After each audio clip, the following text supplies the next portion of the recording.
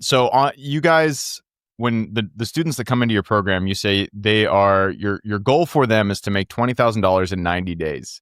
90 days, especially if you're new, it's a very short time frame to figure out how this business works. So I know you guys probably have some good systems in place.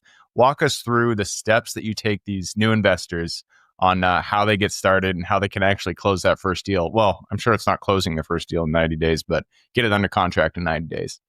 Yeah. It's either get under contract or close. So how we do this basically is first step as a virtual wholesaler is you want to identify a good territory for wholesaling. Now, there's a lot of regulations that have come out on wholesaling, right? Some states require real estate license, some don't. Some have disclosures that you have to provide to the seller. Some have disclosures you have to make in your marketing to buyers, right?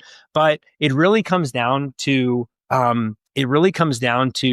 states that don't require a real estate license. And typically we find is the red states. I'm not going to lean political one way or the other, but the red states we found are much easier to wholesale in because typically they're title states. They use what's called a title company, a third-party company that closes real estate transactions and transfers ownership from the current owner to your buyer, right? So that's kind of like the foundation to start. And then from there, what we do is we use a free tool called Google. Most people have heard of it.